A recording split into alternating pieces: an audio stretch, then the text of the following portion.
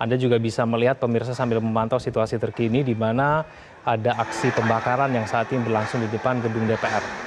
Namun jangan kemana-mana, kami akan kembali usai jeda berikut ini.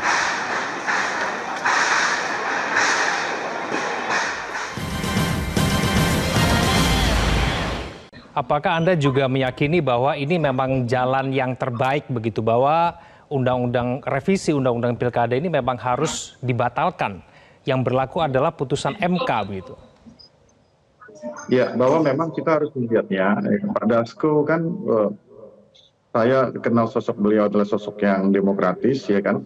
Beliau bisa menangkap aspirasi dari sebagian publik ya terkait dengan putusan MK ini, dan tentunya tapi kan beliau juga memang sebagai salah seorang pimpinan ya kan mempunyai anggota-anggota di balik yang tentunya dinamikanya juga itu tidak bisa beliau kontrol tadinya ya kan, seperti itu kan dinamikanya berjalan natural, dan kemudian adanya suatu putusan untuk merevisi ya undang-undang pilkada tersebut, dan oleh karena itu akan tetapi beliau menangkap adanya suatu respon ya, ada suatunya respon dari masyarakat, dan beliau mungkin sudah paham untuk mengambil keputusan bahwa ini dibatalkan seperti itu. Jadi memang ya, kita melihatnya, saya pribadi ya, bukan atas nama partai, melihatnya bahwa memang ada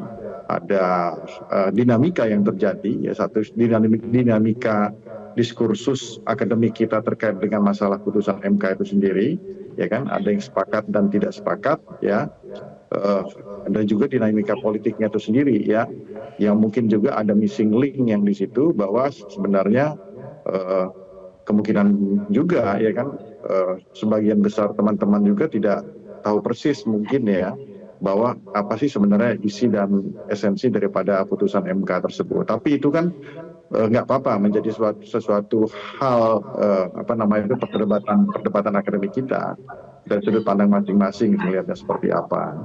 Jadi bahwa saya melihatnya bahwa sebenarnya di satu sisi bahwa balik itu sudah mengakomodir putusan MK tersebut sebenarnya ya, di mana kan esensi daripada permohonan dari Partai Gelora dan Partai Buruh tersebut ini terkait dengan pembatalan pasal 40 ayat 3 ya Undang-Undang Pilkada ya. Ya artinya kan dua partai ini kan mempunyai kepentingan kalau pasal ini dibatalkan maka ya kan suara mereka akan dihitung dan mereka berhak untuk mengusung calon kan gitu sebagai partai yang non parlemen kan seperti itu.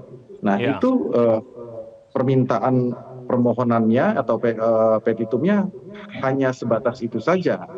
Nah kemudian ini yang menjadi diskursus atau perdebatan ya di antara DPR dengan putusan MK itu sendiri. Kalau misalnya memang balik DPR sudah mengikuti putusan MK, lalu kenapa kemudian secara cepat begitu satu hari setelah putusan itu dibacakan oleh MK langsung dibahas di balik dan hari ini rencananya mau disahkan? Itu kan menjadi pertanyaan dari publik. Ya sebenarnya kalau kita kaitkan ya mungkin bisa-bisa saja.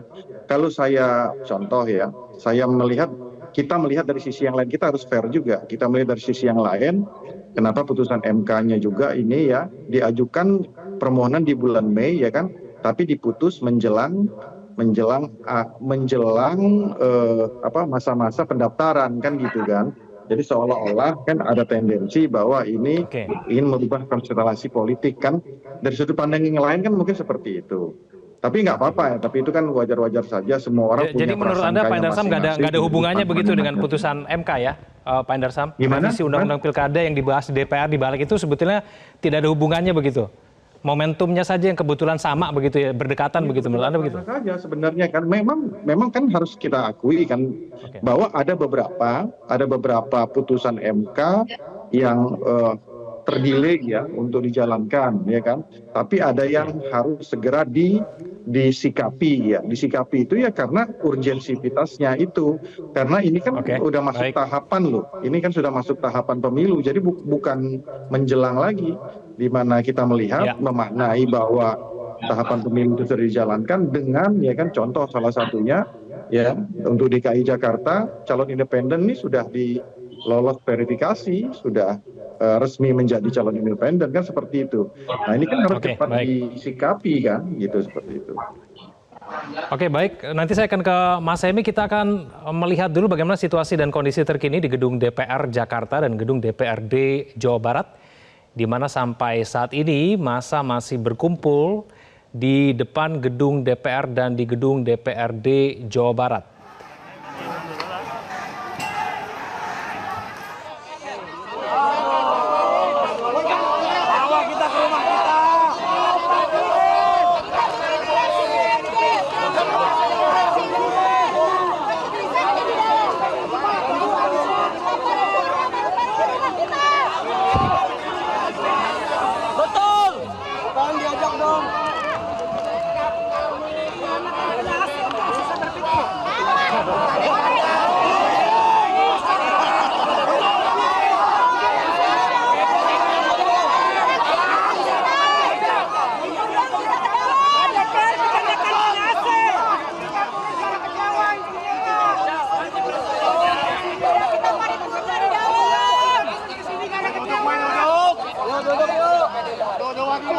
Pemirsa, seperti Anda bisa lihat di layar kaca Anda, situasi terkini di depan gedung DPR ada sejumlah politisi dari PDIP, ada Arteria Dahlan, ada Putra Nababan, dan beberapa saat yang lalu terlihat ada Masinton Pasaribu di situ.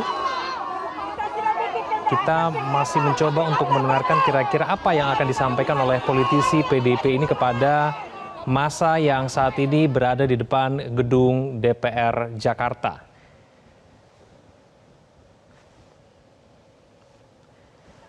Baik, sambil menunggu suaranya tersambung, saya akan kembali bertanya kepada Mas Semi Natas Limboy yang beberapa saat yang lalu, beberapa jam yang lalu juga menjadi bagian dari massa yang berkumpul di depan gedung DPR. Kalau saya tidak salah, Mas Semi, ini adalah putusan di tingkat elit ya, revisi Undang-Undang Pilkada ini. Tapi kenapa Anda seorang komika merasa perlu untuk ikut berdemonstrasi dan menyuarakan mengenai penolakan Undang-Undang Pilkada ini, Mas Hemi? Kalau masyarakat sih melihatnya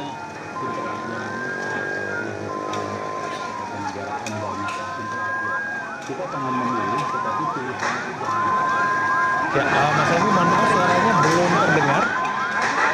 Bisa di-unmute? Ini nggak di-unmute sih. Terdengar nggak sekarang nih?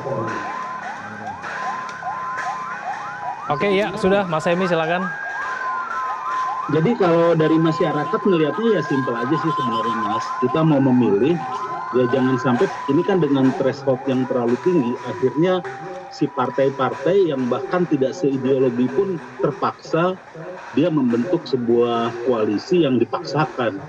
Gimana tadinya PKS yang ada di luar koalisi bisa masuk, sehingga pilihan kita jadi terbatas dan terancam. Kemarin sebelum ada lolosnya yang calon independen, terancam itu pilihannya lawan kota kosong gitu kan. Nah lalu diberikanlah angin segar oleh MK, diturunkanlah ambang batasnya. Oh jadi nanti akan ada pilihan-pilihan baru. Besoknya mau direvisi lagi. Akhirnya kan kita jadi marah, ini sebenarnya mau apa sih? Apa tujuannya ini? Dan yang berikutnya soal batas umur, ini mau diturunkan dari 30 itu, ini apa tujuannya? Jadi kita menduga-duga ini sebenarnya ada orang yang pengen semua kekuasaan ini dari tingkat pusat sampai ke tingkat provinsi itu dikuasai oleh keluarga dia sebanyak-banyaknya. Akhirnya kan masyarakat jadi marah gitu kan. Ya sebut nama aja, pengennya Kaisang bisa maju di Jawa Tengah, seperti itu kan. Yang diinginkan, itu yang dibaca oleh masyarakat. Dan itu sebenarnya membuat kita marah gitu.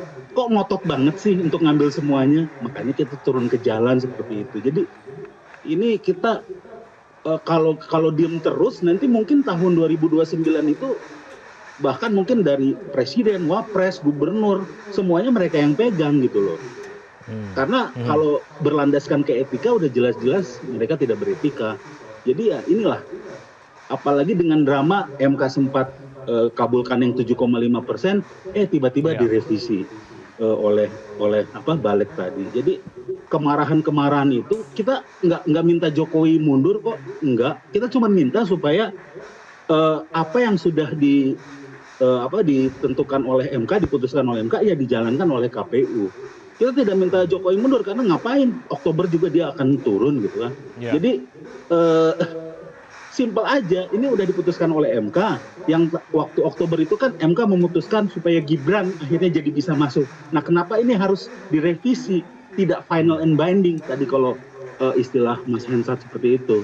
Kalau yang Oktober itu final and binding, kalau ini enggak. Kok jadi inkonsisten? Berarti ini ada udang di balik batu, ngotot banget ini.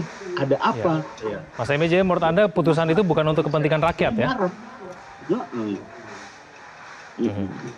Oke. Mas Emi, nanti kita akan lebih banyak lagi berbincang mengenai situasi hari ini ya. Anda juga bisa melihat pemirsa sambil memantau situasi terkini di mana ada aksi pembakaran yang saat ini berlangsung di depan gedung DPR. Namun jangan kemana-mana, kami akan kembali usai jeda berikut ini.